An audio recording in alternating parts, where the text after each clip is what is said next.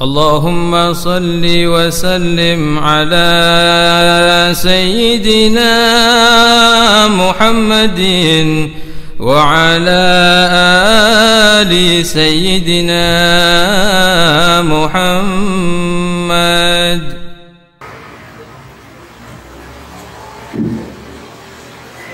السلام عليكم ورحمة الله وبركاته. بسم الله الرحمن الرحيم. الحمد لله رب العالمين. اللهم صل وسلم على سيدنا محمد وعلى آله وصحبه أجمعين. نوينا التعلم والتعليم والتذكر والتذكير والنفع والانتفاع، إفادة والاستفادة والحث على التمسك بكتاب الله وسنة رسول الله صلى الله عليه وسلم، والدعاء إلى الهدى والدلالة على الخير لابتغاء وجه الله ومرضاته وقربه وثوابه سبحانه وتعالى. سبحان الله والحمد لله ولا إله إلا الله والله أكبر، ولا حول ولا قوة إلا بالله العلي العظيم. عدد كل حرف كتب أو يكتب إلى أبد آبدين والدهر الداهرين. سبحانك لا علم لنا إلا ما علمتنا إنك أنت العليم الحكيم، وتب علينا إنك أنت التواب الرحيم. اللهم أعطنا بالعلم وزينا بالحلم وأكرمنا بالتقوى وجملنا بالعافية وارزقنا فهم النبيين وحفظ المرسلين وإلحق ملائكة المقربين. اللهم افتح علينا فتوح العارفين بحكمتك وانشر علينا رحمتك وذكرنا ما نسينا يا ذا الجلال والإكرام.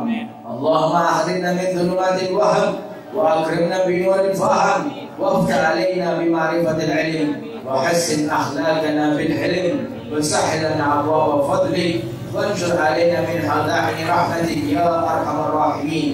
اللهم إني أستودعك ما علمتني فارده إلي عند حاجتي ولا تنسنيه يا رب العالمين. وصلى الله على سيدنا محمد وعلى آله وصحبه أجمعين. Hadratul hadirin dan hadirat, kaum muslimin dan muslimat, segenap jamaah majlis Ratibul Attas yang semoga Allah Subhanahu wa taala muliakan kita semua, dunia kita, alam kubur kita, alam barzah kita, serta alam akhirat kita. Amin ya rabbal alamin. Puji milik Allah, maka kita memuji kepadanya. Penghambaan hanya kepada Allah, maka kita menghamba kepadanya. Duduk bersama di dalam sebuah majlis yang menjadi wadah untuk menata hidup, yang menjadi wadah untuk menata hati, yang menjadi wadah untuk menata pemahaman, agar kita berjalan sesuai apa yang diridhai oleh Allah dan Rasulnya. Amin, amin ya rabbal alamin. Kita lanjutkan kajian kitab Khasa'isul Ummat Muhammadin yang dikarang oleh Imam Al-Muhaddis Al-Haramain Abuya Muhammad bin Alwi bin Abbas Al-Maliki rahimahullah rahmatal abrar wa nafa'na bihi wa bi ulumihi fid dharain. Amin ya Allah ya Rabbah.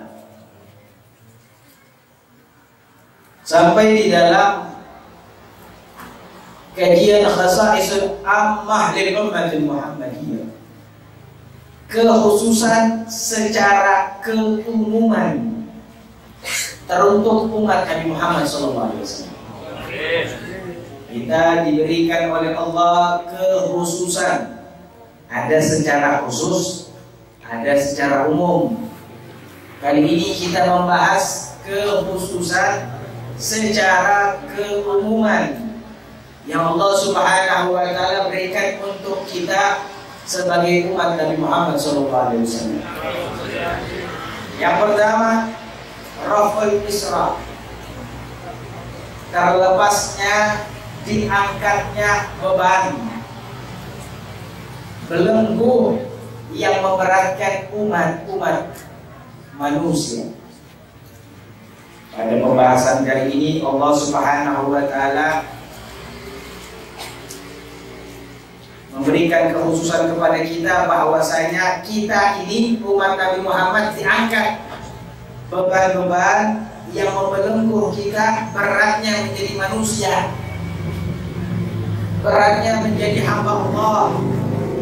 Karena umat sebelum kita berat jadi hamba Allah, kita sekarang ini gampang, mudah jadi hamba Allah. Umat-umat sebelum kita berat, mereka membawa beban yang besar, hingga tampak pada diri kita ternyata kita umat yang disayangi dan dicintai oleh Allah. Allah Subhanahu wa Ta'ala berfirman, "Alladzina yattabi'una ar-rasula an-nabiyya al-ummiyya alladzi yajidunahu maktuban indahum fit-taurati wal-injil ya'muruhum bil ma'ruf wa yanhahum 'anil munkar wa yuhillu lahum at-tayyibat wa yuharrimu 'alaihim al-khaba'ith wa yadhaqu 'anhum israhum wa aghlal allati kanat 'alaihim." Allah berfirman, dan mereka orang-orang yang mengikuti seorang utusan Allah, seorang nabi yang ummi, tidak dapat membaca dan menulis, yang mereka itu Rasulullah dan umatnya tertulis di dalam kitab-kitab sebelum Al-Quran, yaitu di dalam kitab Taurat dan di dalam kitab Injil. Ini maknanya kitab Taurat dan Injil sudah dikabarkan di situ tentang Nabi Muhammad serta umatnya.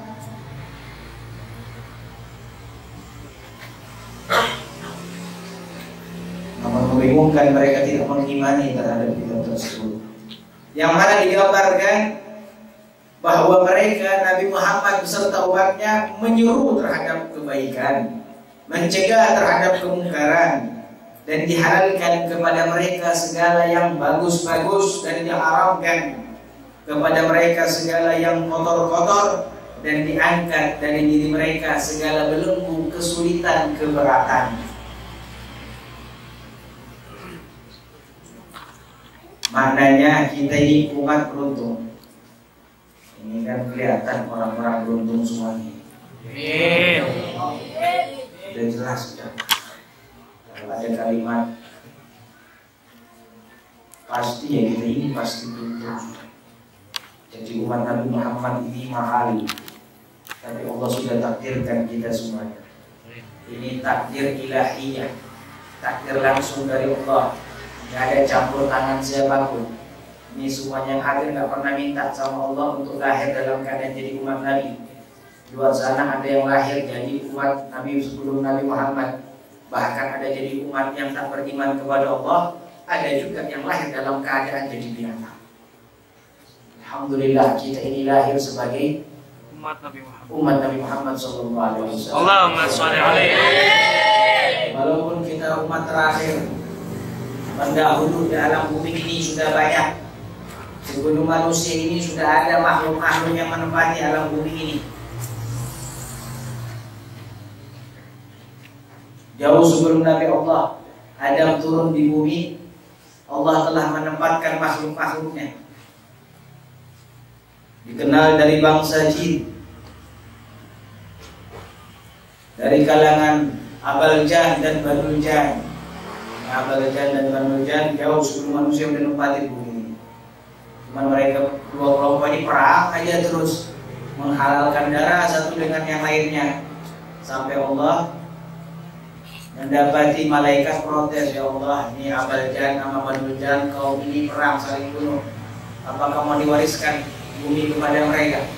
Sampai Allah turunkan perintah, dibawa panglima perang Azazil Mengikuti di belakang mereka para malaikat dibasmi, Abul Jan dan Banu Jan. Setelah dibasmi, Allah turunkanlah Nabi Allah Adam. Setelah Nabi Allah Adam turun ke alam bumi ini, diberikan ujian kepada 3 makhluk. Azazil, yang saat ini kita kenal dengan Iblis, lalu malaikat, serta Nabi Allah Adam. Setelah diberikan ujian yang lulus Nabi Allah Adam, maka malaikat mengatakan Iblis diperintah dan sujud kepada Nabi Adam, bukan sujud penghambaan, tapi sujud penghormatan, seperti cerita yang sudah kita ketahui. Nah, subhanallah, saya bahas ini sedikit biar sadar, sebelum kita umat manusia, sebelum Nabi Adam sudah ada makhluk dari kalangan malaikat dan dari kalangan jin. Tapi mereka semuanya akan diberikan kemuliaan seperti Allah berikan kepada kita. Jutaan tahun sebelum kita sudah ada makhluk, Allah akan berikan kemuliaan. Walaupun mereka mendahului dalam ciptaan, namun kita terdepan di dalam keagungan. Alhamdulillah ya Rabb. Alhamdulillah. Setelah itu manusia demi manusia lahir dari generasi Nabi Allah Adam. Allah berikan karunia kepada mereka, namun tidak seperti karunia kita. Kita dilepaskan beban. Ambil gambaran kaum daripada Bani Israel. Bani Israel banyak beban bagi mereka. Dan selain Bani Israel pun banyak beban yang Allah berikan kepada mereka. Di antaranya beban-beban yang tidak diberikan kepada umat Nabi Muhammad SAW adalah gadul mawadih dan najasah. Pembahasan pertama, beban-beban yang tidak diberikan, kekhususan kepada umat Nabi Muhammad yang diberikan kepadanya dan tidak diberikan kepada selainnya. Yang pertama, gadul mawadih najasah. Umat sebelum kita, jikalau terkena najis pakaiannya, nggak boleh disucikan, potong itu kain. Kalau kita kan alhamdulillah, yang kena di mana sarungnya? Di ujung, cuci dengan air, sucikan, suci kembali. Umat terdahulu enggak, dia harus potong itu kainnya. Kejatuhan najis di mana? Di bajunya dipotong itu yang kena najis, buang. Nggak boleh suci dengan cara disirami air. Bahkan bukan hanya pada pakaian. Di dalam hadis yang disebutkan oleh Imam Abu Dawud bahwasanya bukan hanya pada pakaian, pada jasad. Bayangkan, kalau pada pakaian aja kita sudah kebingungan, berapa banyak pakaian kita kena najis. Kalau kena najis potong, bisa-bisa nggak punya pakaian kita. Mau beli pakaian aja tuh Ramadan, mau Idul Fitri, apalagi suruh putih terus setiap kena najis.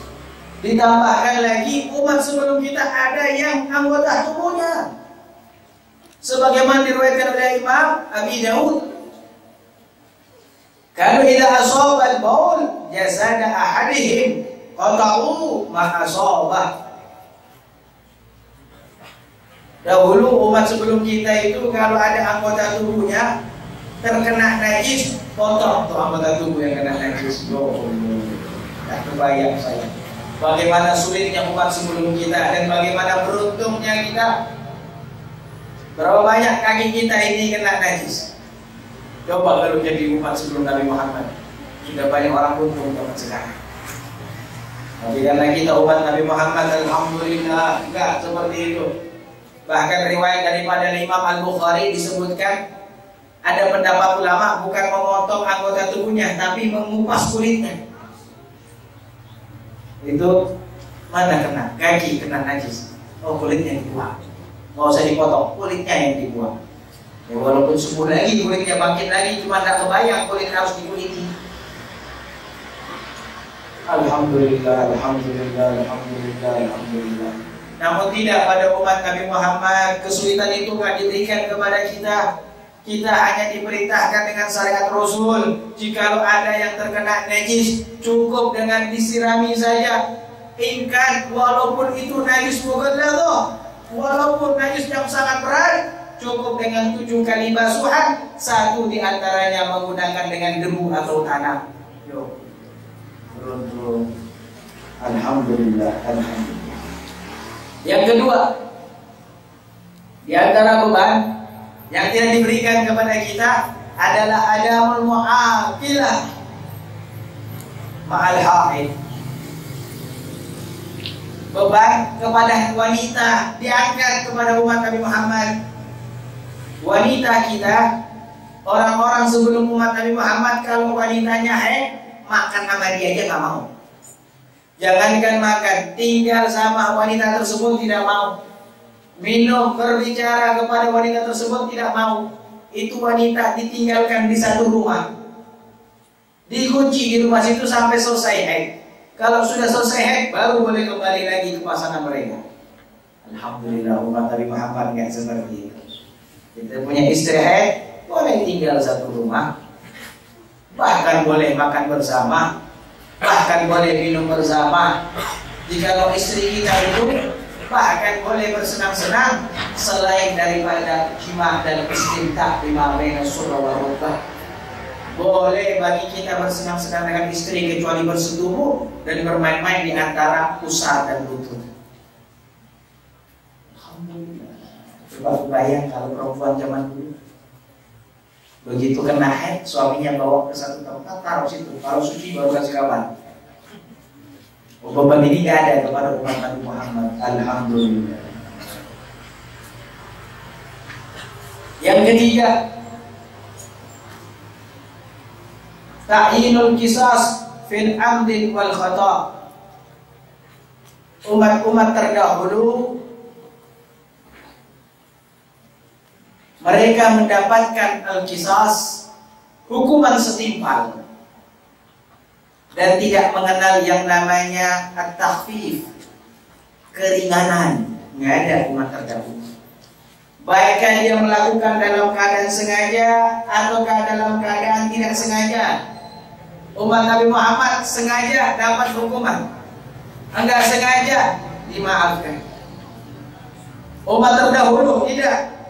Wa katabna alaihim fiha anna nafsa bin nafsi, dan tercatat sebagai ketetapan Allah umat terdahulu, mereka kalau bunuh, hukum bunuh, bunuhnya nggak sengaja tetap dibunuh. Umat Nabi Muhammad kita dapat keringanan, bahkan lebih hebat keringanan kita dapat. Hukum umat Nabi Muhammad dikenal juga ada hukum yang namanya takhfif ad-diyah, diyat, ganti rugi dengan uang. Sekarang kan di Indonesia sering terjadi ini. Kadang-kadang kita dengar di berita ada seseorang menabrak sampai meninggal. Keluarga yang ditabrak bagaimana? Nuntut, lakukan persidangan. Ada bahasa kita yang sering kita dengar, diselesaikan secara kekeluargaan. Padahal nggak berkeluarga mereka ya. Kadang-kadang bahasa keluarga kita selesaikan secara kekeluargaan. Apa itu dia? Keluarga korban mengatakan atau walinya sudah tidak usah ada persidangan dalam pengadilan, ganti aja. Ini boleh. Bagi umat Nabi Muhammad boleh. Umat terdahulu nggak ada. Umpama ada orang makan pisang, selesai makan pisang kulitnya dia buang. Ada orang lewat nginjak pisang kepleset, kena palanya, mati di tempat. Kena hukum mati juga itu orang yang buang pisang, kulit pisang. Kebayang gak umat terdahulu seperti itu yang Allah berikan? Dan kebayang tidak karunia yang Allah berikan kepada kita? Ya Allah. Sengaja atau tidak sengaja, hukuman setimpal ada pada diri saya. Namun tidak bagi umat Nabi Muhammad Sallallahu Alaihi Wasallam. Udah berapa itu? Hah? Udah berapa? Nanti orang kalau ditanya sama Habib-Habibnya itu. Yang keberapa? Yang keempat di antara karunia Allah, beban yang tidak diberikan kepada umat Nabi Muhammad, qatlun nafsi bin taubah. Bunuh diri bagi mereka yang mau bertobat. Umat terdahulu seperti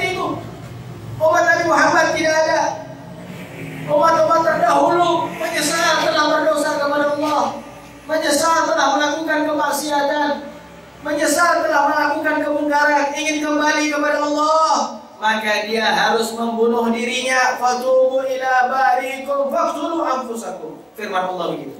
Jika engkau hendak taubat kepada Allah, bunuh diri.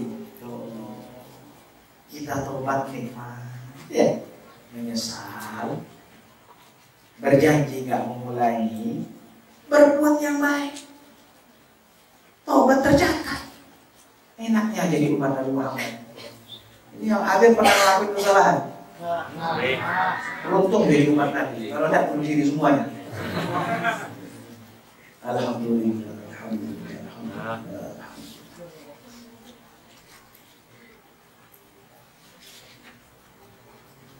Dan begitulah ketetapan Allah terhadap umat Nabi Muhammad, keringanan demi keringanan. Bahkan Allah untuk umat Nabi Muhammad, dia bertobat tak perlu bunuh diri. Bahkan bunuh diri diharamkan daripada umat Nabi Muhammad. Wa subhanallah, nikmatnya disebutkan oleh para ulama kita bahwasanya orang yang bertobat dari golongan umat Nabi Muhammad, Allah lebih senang, Allah lebih suka, seperti melebihi kesenangan ibu yang mendapati anaknya setelah hilang. Itu kalau ada ibu, anaknya hilang, anak kecil. Kalau anak besar kadang-kadang diusir zaman sekarang ya. Besar usir anak gua mau bakti sama ibu, dia berangkat Jakarta. Ngapain cari duit sana? Anaknya disuruh pergi. Kalau dia besar wajar kita nggak bahas. Ini anak kecil hilang.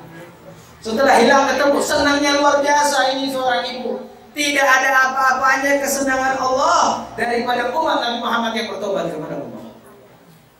Nah, perlu bunuh diri, cukup tobat. Allah kasih ampunan. Bersama dengan itu kita telah menyenangkan Allah. Makanya para ulama-ulama terdahulu itu ada yang dijumpai 70 kali bertobat setiap harinya. 70 kali bertobat. Bahkan Al-Imam Az-Zarkasi setiap melakukan satu kesalahan, bukan kemaksiatan, kesalahan, beliau sholat taubat 2 rakaat. Umpama pakai sendal sunnahnya kaki kanan, ini dia pakai sendal kaki kiri, salah, tidak maksiat itu, tidak tercatat dosa, cuma salah. Yang betul kaki kanan, lupa seperti itu, sholat 2 rakaat, taubat kepada Allah. Beliau mengatakan, aku menyesal, namun aku melakukan itu selain menyesal, aku mau menyenangkan Tuhanku. Enaknya itu pemikiran orang seperti itu ya. Kalau kita kan alhamdulillah, buat salah hampir tiap hari, taubatnya setahun sekali. Kadang-kadang seumur hidup 1 kali. Seakan-akan kalau sudah tobat setelahnya, alhamdulillah surga udah catat deh nama kita, Rizal Hamid masuk surga. Padahal tobatnya 1 kali. Ya mudah-mudahan, amin. Amin. Nama Habibnya tersebut aja. Sebagaimana Allah berfirman, "Wa may ya'mal su'an aw yadhlim nafsah, thumma yastaghfirillah, yajidillahu ghafurur rahimah." Siapa yang beramal jelek, menzalimi diri, beristighfar kepada Allah, dia akan dapati Allah Maha Pengampun lagi Maha Penyayang. Siapa yang berbuat amal jelek, menzalimi dirinya, istighfar kepada Allah, astagfirullahaladzim, pada saat itu dia telah dapati Allah dalam keadaan Maha Pengampun lagi Maha Penyayang. Mudah-mudahan kita dapat itu semua. Amin. Amin ya rabbal Alamin. Amin ya rabbal Alamin. Lalu kita dapat lagi keringanan dan beban yang terlepas dari diri umat Nabi Muhammad apa? Iftidah ashabul ma'asi anhum. Pernyataan terbuka terhadap kepada seluruh penganut maksiat. Umat terdahulu dapat pernyataan langsung dari Allah secara terbuka.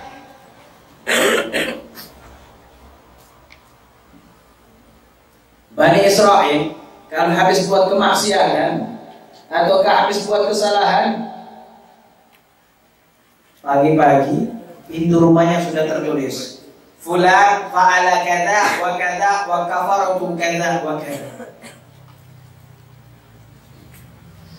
Maksiat kemarin, besok habis sholat subuh tertulis di rumahnya. Seseorang yang bernama Fulan telah melakukan kemaksiatan ini jam sekian sendirian bersamaan. Hukumannya ini dan ini. Umat terdahulu begitu. Umat sekarang, ya, kadang-kadang tiap hari buat kemaksiatan. Nggak ada yang tahu kecuali dia, Allah, Raqib Amati. Yang lainnya nggak tahu. Karunia dari Allah. Andaikan tidak tertulis hukuman, Fulan bin Fulan melakukan maksiat jam sekian hari ini sendirian, itu saja ana rasa itu sudah hukuman. Bukankah itu dibuka aib kita oleh Allah? Maka dari itu para ulama suka angkat tangan, Allah maghfir dzunubana wastur uyubana. Ya Allah, ampunkan dosa, tutup aib-aib kita. Cuman yang repot zaman sekarang ini, Allah sudah tutupin aibnya di malam hari, besoknya dia yang buka. Ya. Emang sekarang begitu. Malam maksiat ditutup sama Allah, gak ada yang tahu kecuali dia. Besok dia cerita, lu tahu nggak tadi malam gue? Buka aibnya. Lah haula. Ini seperti gambaran dari hadis Nabi Muhammad. Kullu ummatin mu'afah illa al-mujahirin. Semua umatku itu termaafkan, tidak dibuka aibnya langsung oleh Allah. Semua umat Nabi Muhammad tidak ada aibnya yang dibuka oleh Allah. Ini juga makanya dosa besar seorang muslim yang buka aib saudaranya. Gambarannya Allah nutup kok ente buka. Allah yang ciptakan dia, tahu dia buat, kapan dia buat, sebelum dan sesudahnya Allah tahu. Allah tutup. Kok ente buka? Haram, nggak boleh buka aib. Dia emang udah pelaku Habib. Ya. Langganan, iya. Langganan dibuka tutup. Semua umat Nabi Muhammad Allah ampuni, Allah maafkan dengan ditutup aibnya. Illal mujahirin, kecuali orang-orang mujahir. Siapa ini orang-orang mujahir? Mujahid adalah seseorang, yaitu rajulun amala min lail amalan thumma yusbih wa qad satara Allah taala wa yaqul ya fulan amiltu al-bariha kadza wa kadza wa qad bata yasturu rabbuh wa yusbih yakshif sitra Allah anhu. Siapa ini mujahir? Kalau ikan mujahir kan enak digoreng. Siapa ini mujahir? Mujahid adalah seseorang yang berlaku amal buruk di malam hari, amal buruk ini, amal buruk itu, dan Allah tutup. Besok harinya dia kabarkan apa yang telah Allah tutup. Tuh mujahid. Bukan muhajir ya. Nah, untuk berapa itu? Hah? Berapa? 4, 5, 6 ini kok ada sepakat yang 5 itu sudah beda-beda. Berapa? Yang keenam, al-mu'akhidha bil hadis nafsa mimman lam ta'malul jawarih. Yang keenam, karunia Allah berikan beban yang diberikan kepada umat terdahulu nggak diberikan kepada umat Nabi Muhammad. Apa itu? Dituntutnya dan dipertanggungjawabkannya apapun yang terlintas pada hati, walaupun badannya belum melaksanakan. Umat terdahulu dituntut. Ada orang hatinya berkata, jasadnya belum melakukan, catat dosa. Subhanallah. Ada orang, saya punya cita-cita mau bunuh orang satu kampung. Cita-citanya seru begitu ya. Itu seketika dia menyebutkan dosa tercatat membunuh orang satu kampung. Seketika tercatat. Umat Nabi Muhammad sallallahu alaihi wasallam. Tidak tercatat dosa selama dia belum melakukan. Saya niat jelek, motor, mobil, garap semuanya, niat begitu. nggak dicatat dosa. Ngelakuin nggak ada dosa. Allah terdahulu dengan umat Nabi Muhammad, Allah bedakan. Alhamdulillah, alhamdulillah. Maka dari itu disebutkan laha maka sabat wa alaiha maka sabat. Bagi mereka dia pakai niat, dia doang yang tahu dapat hukuman. Kita terbalik, umat Nabi Muhammad terbalik. Kita niat buruk belum dicatat, ngelakuin buruk baru dicatat. Kita niat baik dicatat, padahal belum ngelakuin udah dicatat. Makanya Nabi Muhammad bersabda, niatul mu'min khair min amalih. Niat seorang mukmin lebih baik daripada perbuatannya. Saya niat mau berangkatkan orang satu kampung haji, pahalanya gede. Ada nggak yang gitu? Tuh, kita pelit banget, niat aja nggak mau.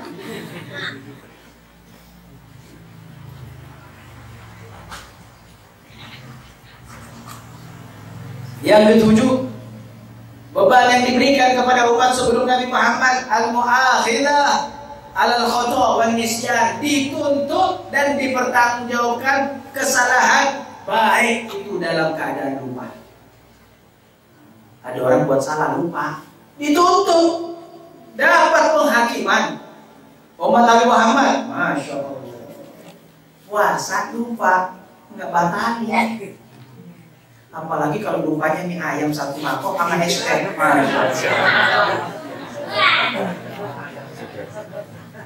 Itu bukan lupa, itu rencana yang mantap.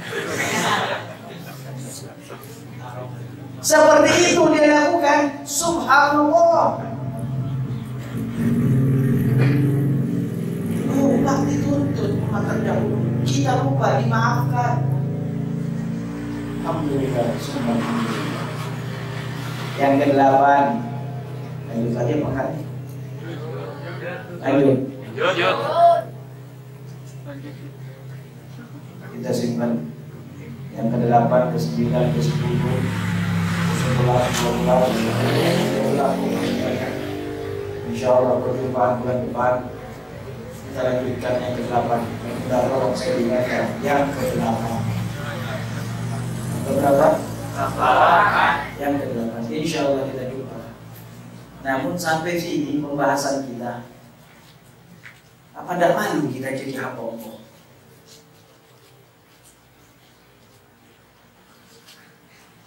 Beban 7 yang telah dijelaskan oleh Abu Muhammad bin Ali al-Maliki, rasanya malu kita kalau masih mengangkat tangan hanya untuk hajat-hajat kita.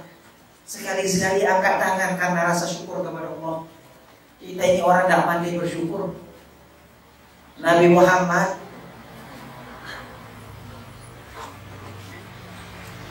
turun ayat ujian banyaknya, luar biasa. Wa ma arsalnaka illa rahmatan lil alamin wa innaka la'ala khuluqin 'azim. Sampai ujian yang luar biasa kepada Nabi Muhammad.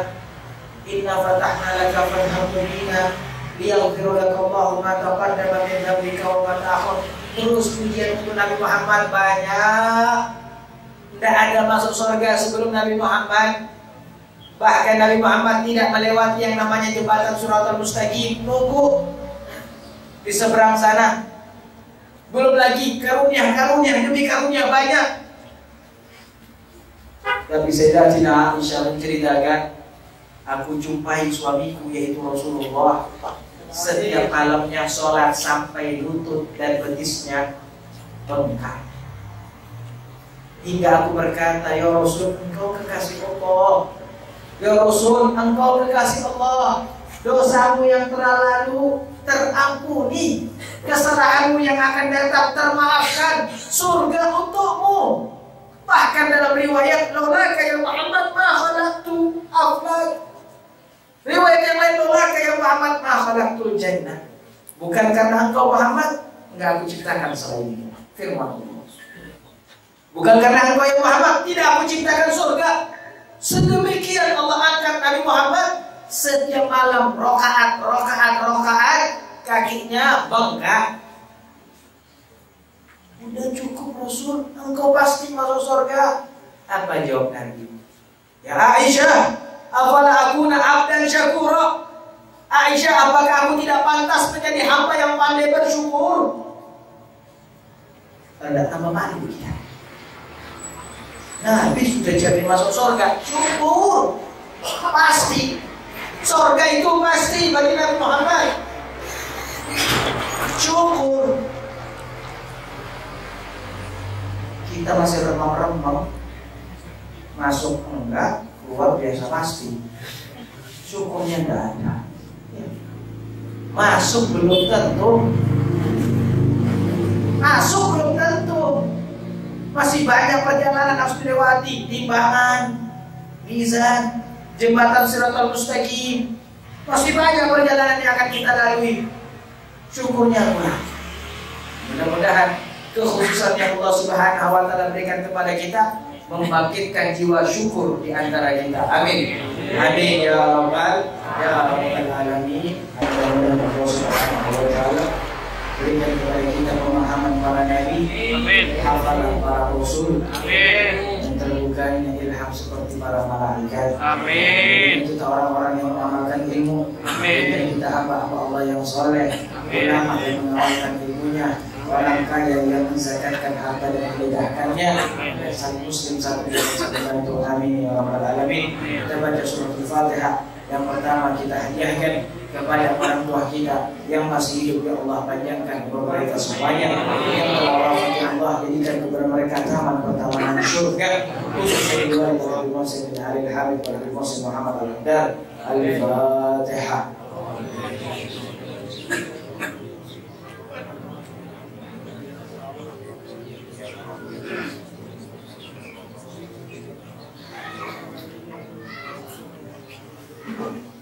Al-Fatihah. Yang kedua kita hadiahkan buat kita semua. Mudah-mudahan Allah bantukan buat kita semuanya. Sehat walafiat, yang takwa kepada Allah, berikan kepada kita rezeki yang halal, yang barakah, yang gampang, yang mudah, gak sulit, gak sukar, gak bawa tuntutan, gak bawa adab. Allah Subhanahu wa taala berkahi kehidupan dunia kita, kehidupan alam kubur dan alam barzakh kita. Berikan kepada kita yang telah menikah, ya Allah, berikan anak-anak yang saleh, yang salehah, yang belum menikah, ya Allah, jadikan dekatkan dengan mereka semuanya. Al-Fatihah.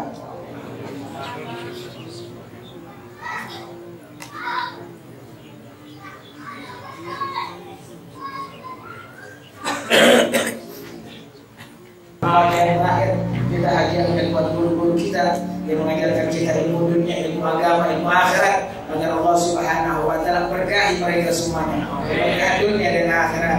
Terkhusus kepada Al-Habib Umar bin Muhammad bin Salim bin Hafid, wal Habib Zaid bin Hasan Bahrun, wal Habib Hamid An-Naqi bin Muhammad bin Syekh Abu Bakar, ala hadhihi wa binatul salihah, dan dengan keberkahan mereka Allah berkahi dunia dan akhirat kita.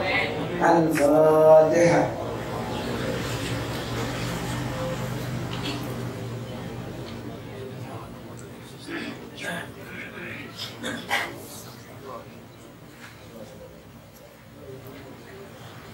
اللهم بحق الفاتحة وبركة الفاتحة وسر الفاتحة والفاتحة أن تغفر من كل خير وأن تجعلنا من أهل الخير وأن تعاملنا معاملة أهل الخير واغفر في خير وإثم وعافية وآخر دعوانا الحمد لله رب العالمين. السلام عليكم ورحمة الله.